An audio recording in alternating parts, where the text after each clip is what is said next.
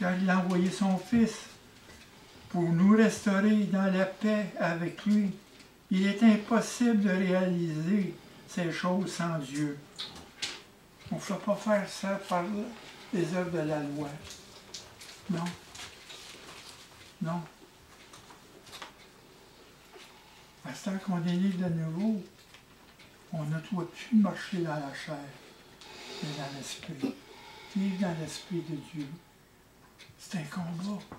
Ça sera tout un combat. C'est ça le sel de feu qui est dans nos vies. C'est ce combat-là.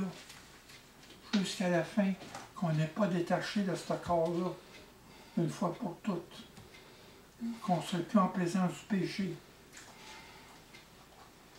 Et dans Colossiens 1:20, il a voulu, par lui, réconcilier tout avec lui-même. Comme je l'ai dit, c'est Dieu qui est venu à nous. Tant ce qui est sur la terre, ce qui est dans les cieux, en faisant la paix par lui, par le sang de sa croix, par Jésus. Invitez Jésus dans vos cœurs. Invitez-le.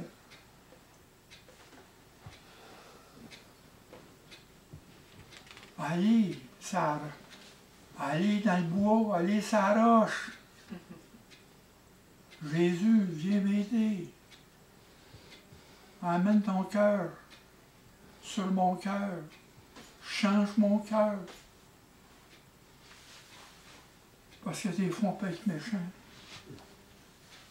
Dans nos paroles, dans nos gestes, dans nos jugements.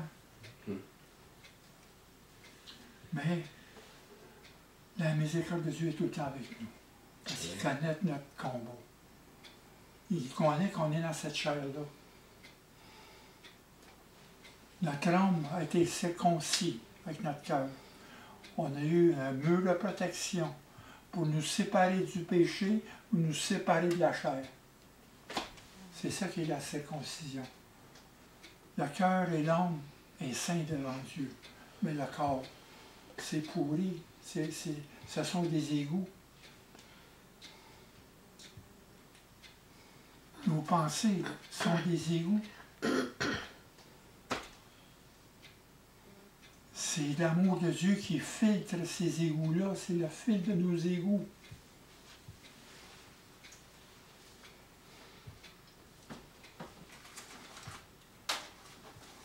C'est pour ça qu'on est en paix avec la paix de Dieu, parce que c'est Dieu qui s'occupe de tout ça. Il sait, cette grâce qu'on a eue, c'est une grâce qui nous a été désignée à nous avant la fondation du monde, parce qu'il nous a choisis pour savoir cette grâce-là. On a été élus.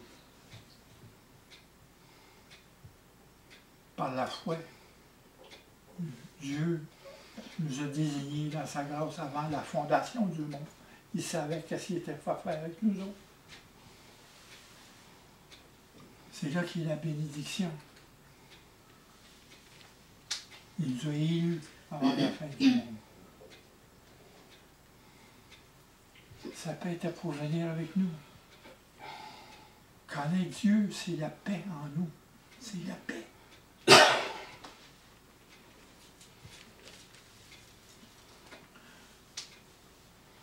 Dans Jean, au chapitre 17, verset 20 et 21,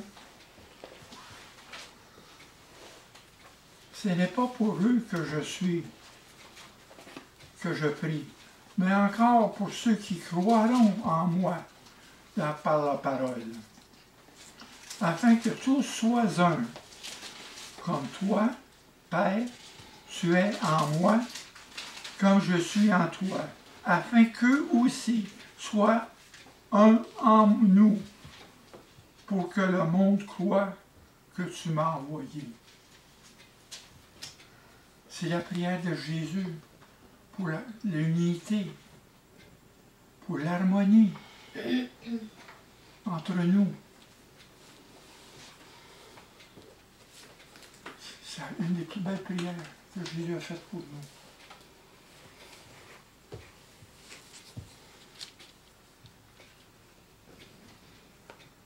afin que nous soyons qu'on soit un en nous. Le Père, le Fils et nous.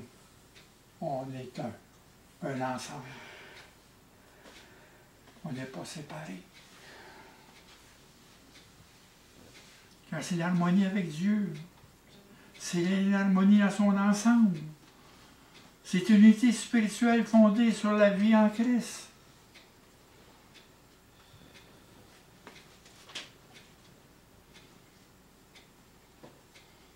Car l'unité est spirituelle. L'unité ne sera jamais doctrinale. On ne viendra jamais d'accord. Parce qu'on a tous des points de vue. Mais c'est dans l'esprit de Dieu qu'on a cette unité. C'est l'unité spirituelle. Ce n'est pas une unité d'organisation. Comme dans l'Église, on voit l'Église comme une organisation. Ce n'est pas une organisation, c'est le corps du Christ. Le corps du Christ est divisé. Non. On est avec le même pain. On forme le même corps. Christ est notre paix. C'est lui qui vit en nous, il faut vivre pour lui. Il nous a mis à part pour vivre pour lui.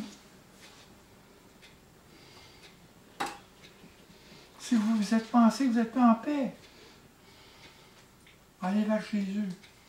Appelez Jésus. Murmurez son nom en tout temps.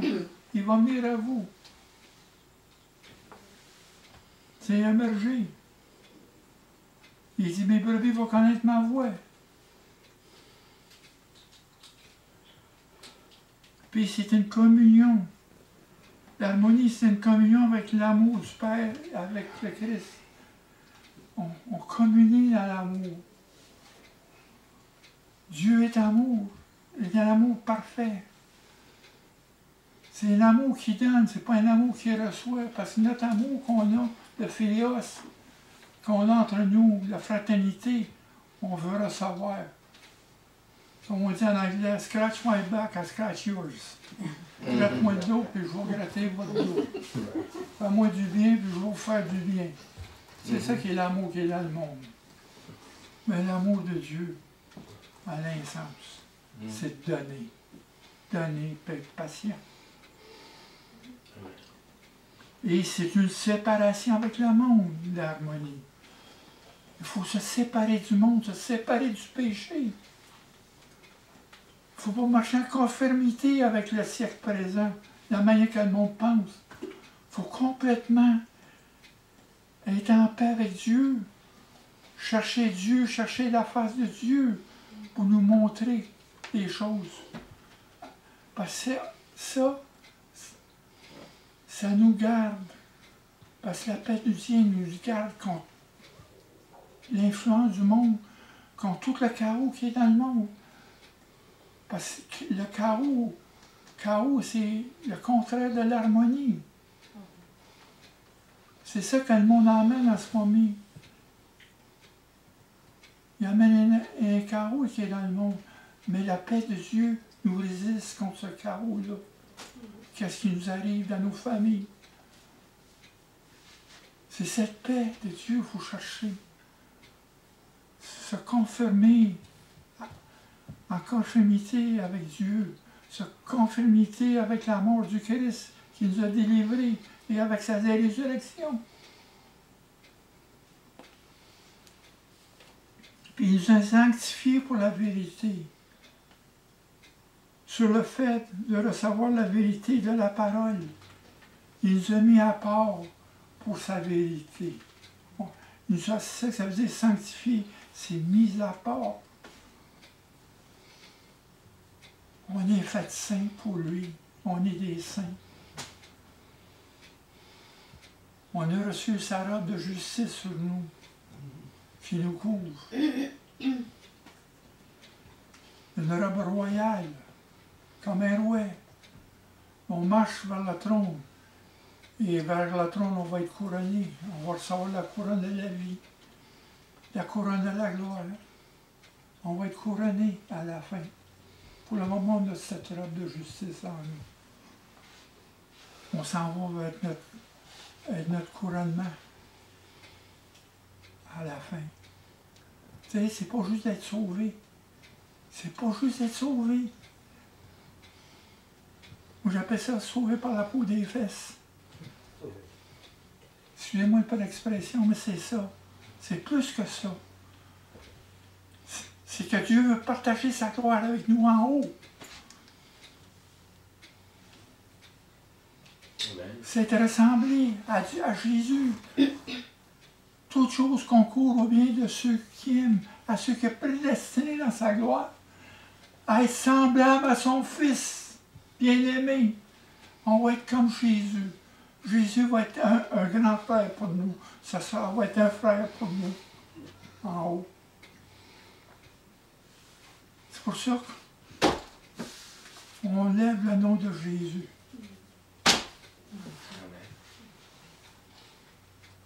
Il faut être séparé, mis à part pour la vérité. On ne marche pas avec la conformité de ce monde. Il faut abandonner le monde, tourner le dos au monde, pour se tourner vers Jésus. Tourner le dos au monde.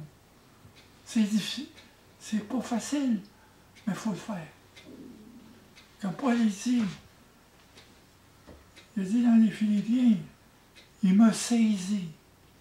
Mais moi, j'essaie de le saisir. Je cours pour le saisir. Saisir Jésus, de l'avoir là, ici.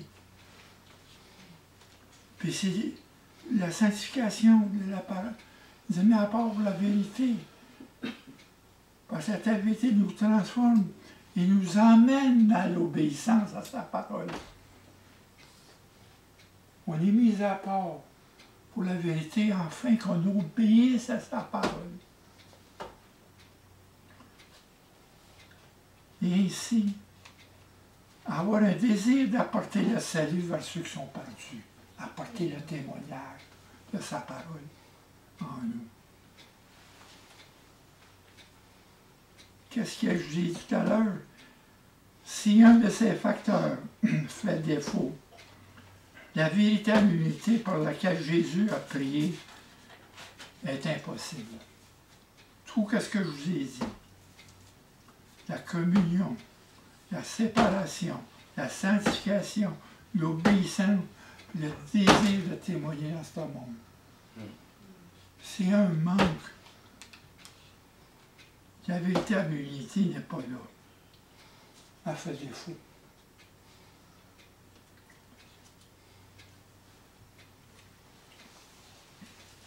Et quand il dit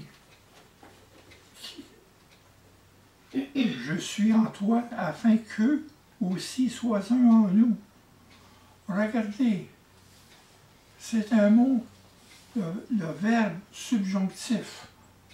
C'est pas qu'on devient un, mais qu'on continue d'être un, d'être unis.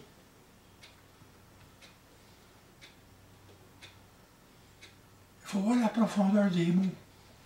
Comme Jacques dit, il ne faut pas juste être des écouteurs, mais il faut chercher la profondeur des mots, la profondeur de la parole. Afin qu'il soit un, c'est une action continue. Ça ne fait pas juste un, là. Tu ne donnes pas juste la main, puis that's it. Non. Tu gardes cette relation-là, continuellement, entre nous. Tant que vous êtes à Dieu, tant que vous êtes en communion avec lui, vous êtes séparés du monde. Puis vous allez être sanctifiés dans la parole. Vous marchez dans l'obéissance de la parole. Et vous avez un désir de témoigner. C'est ça qui nous garde ensemble. Dans un même désir, dans un même sentiment, dans un même langage.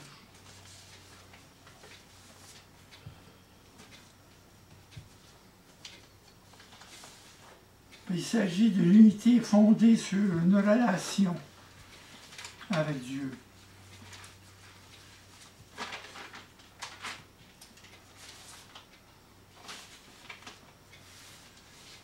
Une relation avec le Père et le Fils, ainsi qu'une attitude fondamentale commune à l'égard du monde, à l'égard de la parole et de besoin d'aller vers les perdus. C'est une étude fondamentale qui est commune.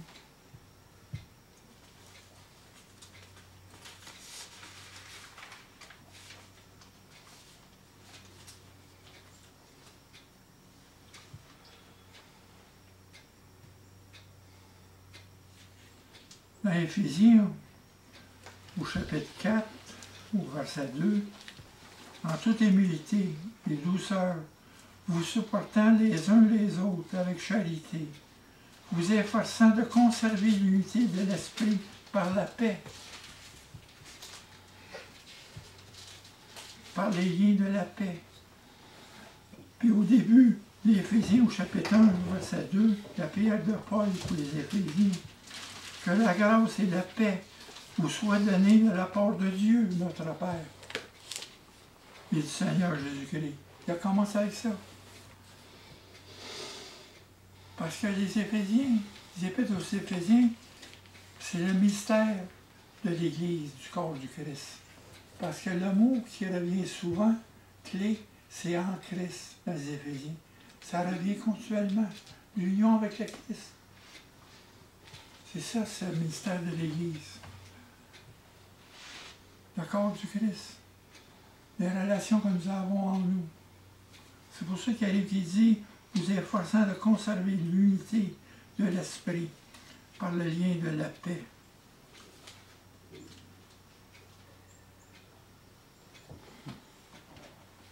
Et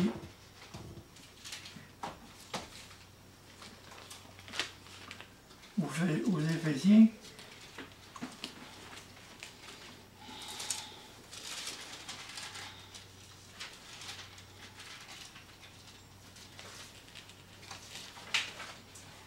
Éphésiens 4, 15, chapitre 4, verset 15,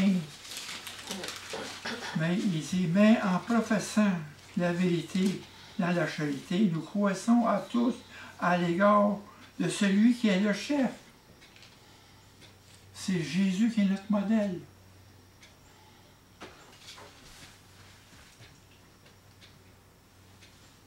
C'est de lui et grâce à tous les liens de son assistance. C'est Jésus qui est en nous, là, qui fait toute cette opération-là. Que tout le corps bien coordonné, on parle d'une harmonie,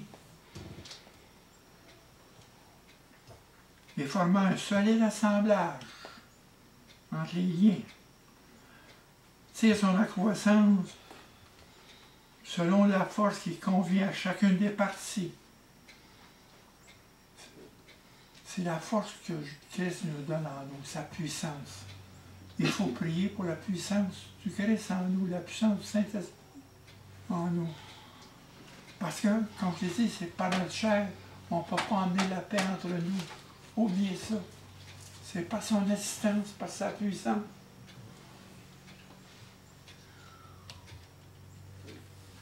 Et il dit, selon la force qui convient à chacun des corps. Il donne des forces différentes à chacun, selon que vous êtes appelés à agir dans le corps, à chacun vos ministères. C'est pas la même force. Moi, je dis tout le temps, un petit Volkswagen n'a pas besoin d'un moteur de Big Mac pour conduire, hein, pour marcher. Hein. Puis un Big Mac ne pourra pas marcher avec un petit moteur de Vaux. Hein. C'est ça qui est mon analogie. C'est des forces différentes. Selon le mystère, selon notre appel, selon la mesure de grâce que Dieu veut nous donner, en chacun de nous. Tout est différent. Mais tout ça s'édifie lui-même dans la charité. Le point. La charité, la base, la fondation. C'est la charité. C'est dans la charité qu'on trouve la paix. Aimer Dieu de tout ton cœur, de toutes tes pensées, de toutes tes forces, de toute ton âme. Aimez votre prochain comme vous-même. Ces deux commandements-là se lient ensemble. Si on aime Dieu, l'amour de Dieu se transfère vers notre prochain. Si on n'aime pas notre prochain, on n'aime pas Dieu. On ne connaît pas l'amour de Dieu. On ne connaît pas Dieu. C'est là que la paix de Dieu, c'est dans l'amour. Le pardon, la miséricorde entre nous. S'accepter tel que nous sommes. Tu sais, je reconnais que je ne suis pas un cadeau pour vous autres. Mais le Seigneur, avec la grâce de Dieu, tu es un cadeau. Tu deviens un cadeau. Je deviens un cadeau. Hein? Exact. Merci. Merci, tu l'as dit. Mais c'est juste grâce à Dieu. C'est ça. Amen. C'est que c'est plutôt, comme je l'ai dit tout à l'heure, ici, comme on a lu dans Éphésiens au chapitre 4, les dernières paroles, c'est plutôt une unité de cœur. Une unité de cœur. Juste ça, là. Parce qu'on le veut. C'est une unité de cœur, de dessein, de pensée, de volonté, de la part de ceux qui sont attachés à Christ, à la parole et à la sainteté. Attachés à Christ. Notre fondation, Jésus est notre fondation. Il n'y a pas d'autre fondation que Jésus. Il n'y en a pas d'autre. C'est notre fondement. C'est notre fondation. L'amour qu'il a mis en nous est posé là-dessus. C'est notre fondation.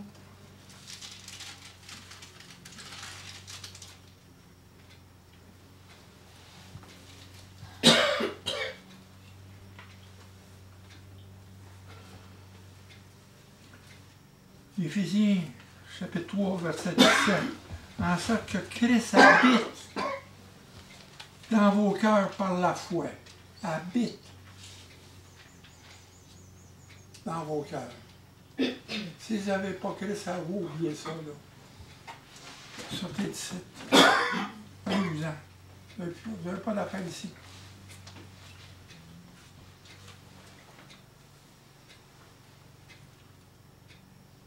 Habite dans vos cœurs par la foi, étant enraciné, fondé dans l'amour, fondé et enraciné. On prend nos racines. De plus en plus, on prend ces racines-là. Il se fait dans l'amour. Puis que cet amour nous amène au-dessus de toute circonstance. C'est un amour qui est au-dehors, au-dessus de toute compréhension humaine. Parce que ça s'est éprouvé sur la croix. C'est au pied de la croix qu'on voit l'amour de Dieu qui a donné son Fils. C'est là que ça se défile. C'est pas en parole, c'est par la foi. C'est au pied de la croix. Sa croix que Dieu a mis cette croix sur un autel pour immoler son propre Fils, pour que son sang soit déversé sur nous.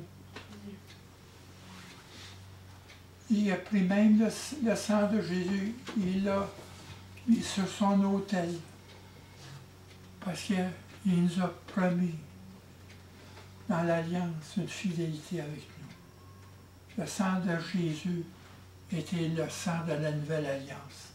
Cette alliance, Dieu a répandu le sang sur l'autel. Il nous a promis fidélité. Il ne nous abandonnera jamais. Il ne nous laissera pas à nous-mêmes. À ce moment-là, la paix de Dieu va être avec tout le temps de notre vie. Mais faire attention. Le péché peut nous séparer de la paix de Dieu.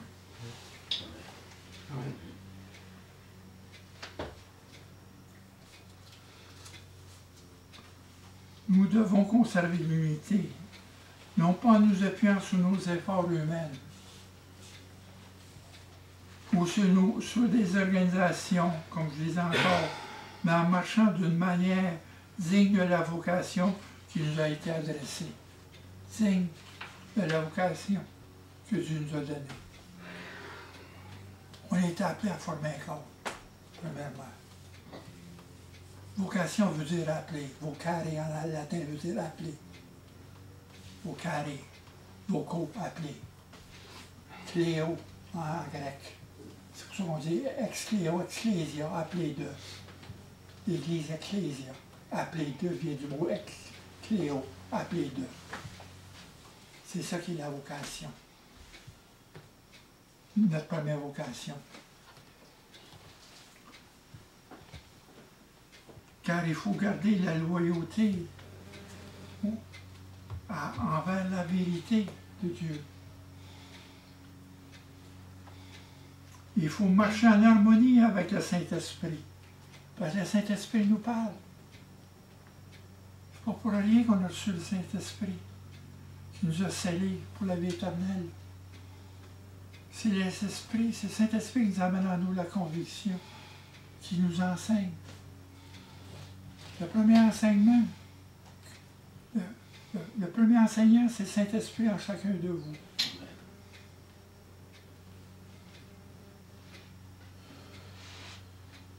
C'est le Saint-Esprit qui nous enseigne, qui nous dirige, puis qui nous corrige. Il nous corrige.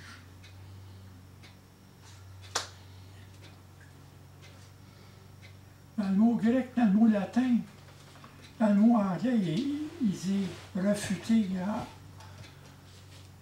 Et en anglais, même ça, rebuke. Mais dans le mot grec, il y a un sens plutôt d'un travail en nous que refuter. Une correction. Il est impossible donc de parvenir à l'unité dans la chair. C'est impossible.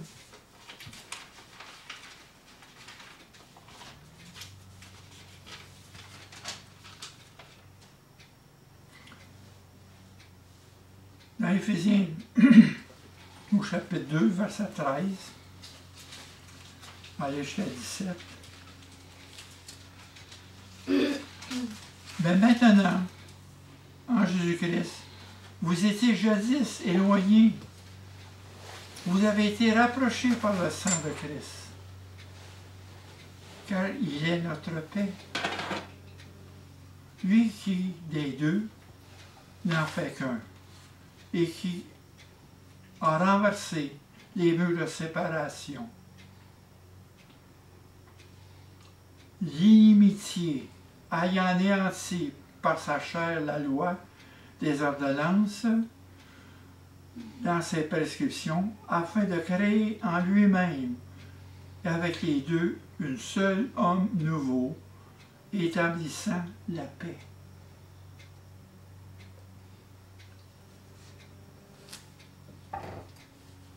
Et de la réconcilier l'un à l'autre en un seul corps, avec Dieu par la croix, en détruisant par elle l'inimitié. Il est venu annoncer la paix, au verset 17, à vous qui étiez loin, et la paix à ceux qui étaient près. Car par lui nous avons, les uns les autres, accès auprès du Père, dans un même esprit. Nous avons. Ici, quand il parle de là, il y a deux choses là-dedans.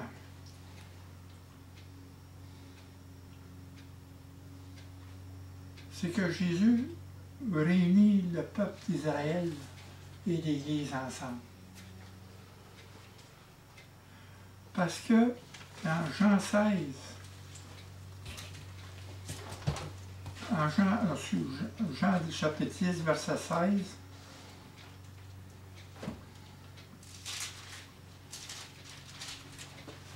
la prière de Jésus, encore une prière d'unité.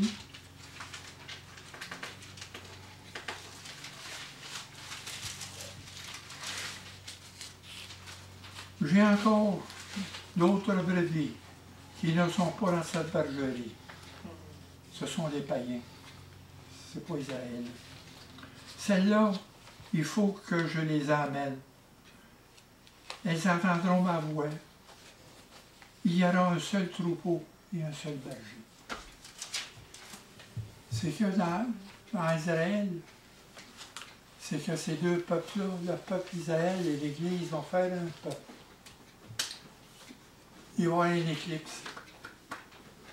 ça ne sera plus Israël, ça ne sera plus l'Église, ça va être le peuple de Dieu à la fin.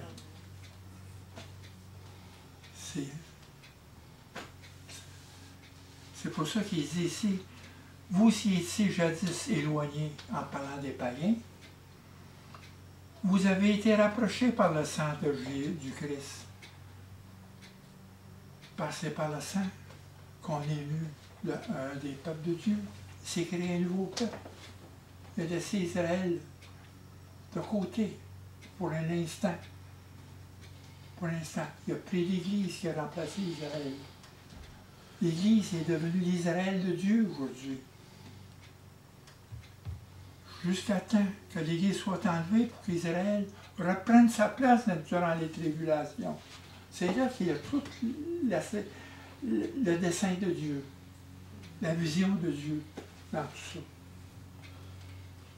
Quand Jésus a fait de nous un peuple qui n'était pas appelé, une nation qui n'était pas là, comme il dit dans les Romains, pour rendre jaloux Israël. C'est justement, il est en train de rendre jaloux Israël, la jalousie, pour qu'Israël se réveille.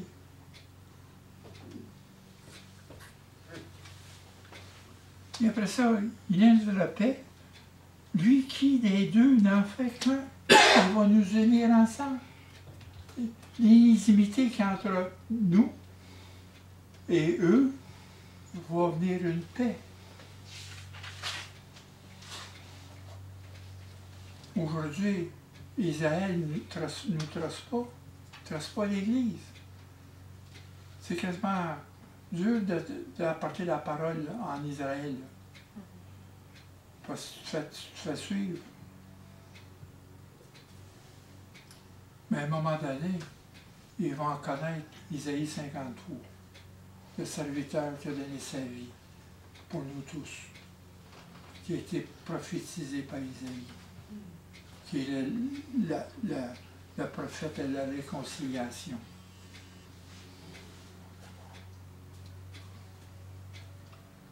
Et après ça, il dit, l'intimité ayant été annoncée par sa chair, la loi des ordonnances, dans ses prescriptions afin de créer en lui-même, avec les deux, un seul homme nouveau, établissant la paix.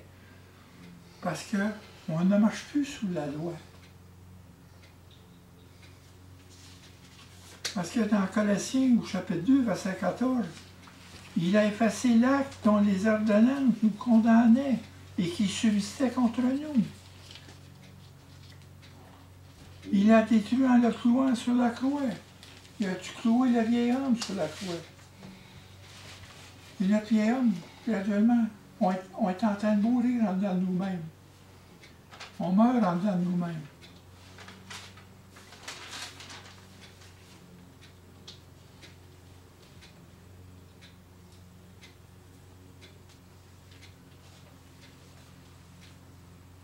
Il est réconcilié l'un à l'autre, en un seul corps. C'est la même chose avec nous, avec l'Église. On se réconcilie entre nous par les liens de la paix.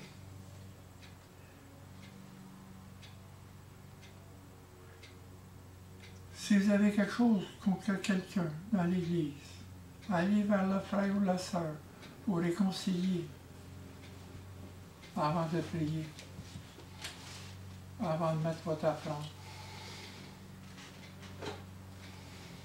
Pardonnez-vous. Ayez la miséricorde de Dieu.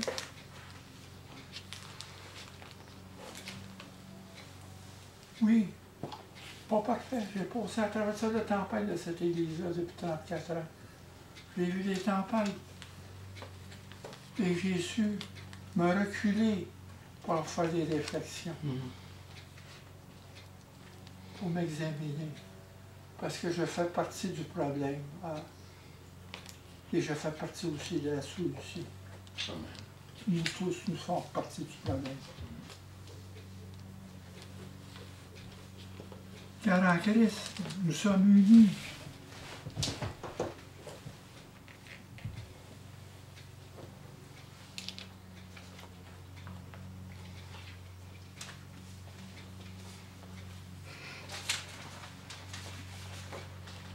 nous avons la liberté et le droit de nous approcher de notre Père, parce que nous avons accès au Père. C'est une communion ensemble avec le Père en Christ. C'est une communion, c'est une union.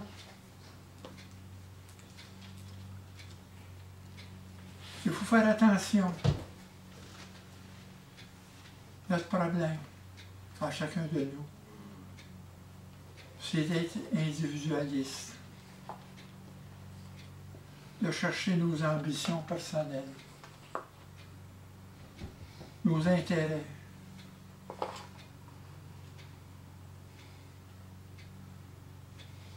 De pouvoir s'approcher de Dieu avant tout le monde. De penser qu'on a une place spéciale devant Dieu. Il n'y a personne. Il n'y a personne qui a une place spéciale devant Dieu. Nous sommes tous égaux devant sa grâce. Parce que nos ambitions personnelles nous amènent dans des disputes. Ça trouble la paix.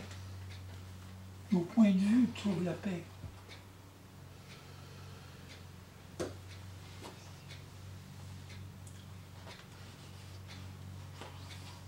Il faut se réconcilier l'un à l'autre.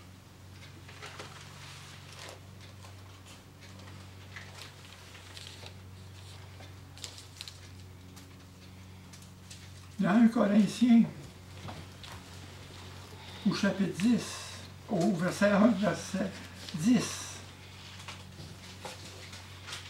je vous exhorte, frères, par le nom de notre Seigneur Jésus-Christ, à tenir tous un même langage.